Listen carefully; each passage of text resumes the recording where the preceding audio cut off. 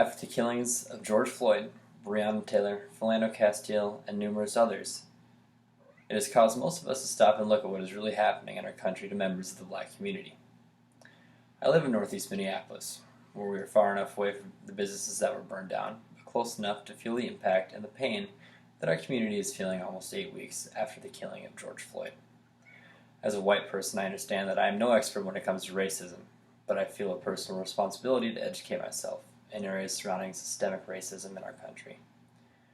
While doing so, I watched a Netflix documentary called 13th, where they describe that mass incarceration is the new form of slavery in the United States.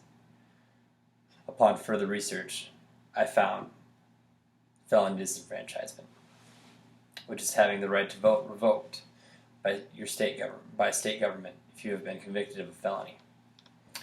Currently, 6.1 million Americans are disenfranchised today, 3.1 of which have already served their sentences. This from information from the Sentencing Project, a nonprofit organization advocating for such people. Tying this back in with the documentary, I see a huge issue with misrepresentation in our elections both on the state and federal level. This is a huge injustice that has been stifling minority voices from being a part of the democratic process since slavery ended in 1865. Based on inconsistent state policies and racial inequality in our criminal justice system that has infringed upon democracy, voting should be a protected right for all. Let's take a look at how different states' policies are concerning felony voting rights. From the National Conference of State Legislatures, disenfranchisement policies in the United States differ from state to state, meaning that you could be convicted of a felony in one state while maintaining your voting rights during the entire time that you're in prison, versus another state where if you're convicted of a felony, the same felony as the other state, you would lose your voting rights for the rest of your life.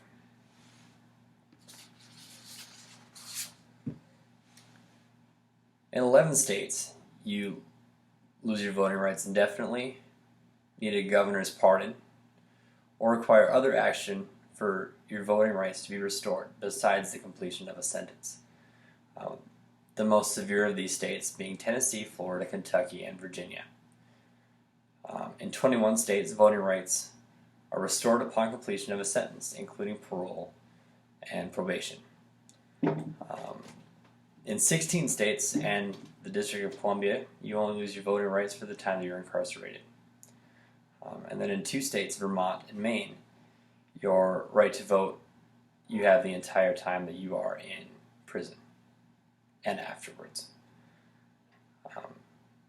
So for example, if you're in Maine and you're convicted of murder, you're able to vote while you're in prison. If you're convicted of the same crime in Tennessee, you lose the rest of your voting rights for the rest of your life. Now that we know what differences states have, let's look at the effect on minorities, specifically African Americans.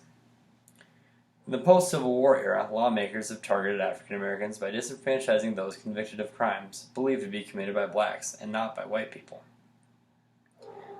Nationally, 1 in 13 African Americans have lost their right to vote due to disenfranchisement, versus only 1 in 56 non-black voters.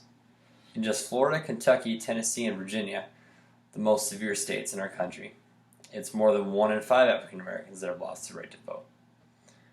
Lawmakers in Mississippi called for disenfranchisement for burglary, theft, and arson, but not for robbery or for murder.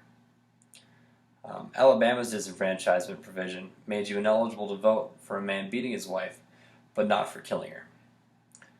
These specific provisions targeted black people, trying to stifle their right to vote and their voices being heard. It doesn't make any sense for a man to lose his voting rights for theft, but not for murder.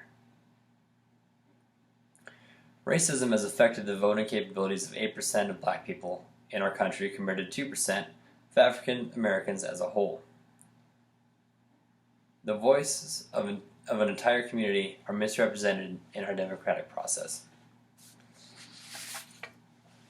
Because of inconsistencies, state policies, racial inequalities, and undemocratic practices in the United States, there is a misrepresentation in our elections both at the state and federal level.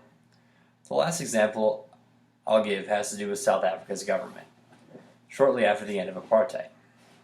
In 1999, in South Africa's highest court, Justice Albie Sachs ruled, rights may not be limited without justification in legislation dealing with the franchise must be interpreted in favor of enfranchisement rather than disenfranchisement.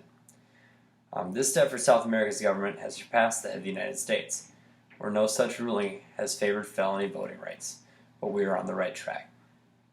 Since 1997, 25 of the states have made modifications to the provisions surrounding disenfranchisement and have reinstated voting rights to 840,000 Americans due to those reforms. Yet still 6.1 million are unheard. The next time you are deciding whether to vote or not, think of those whose voices are not heard.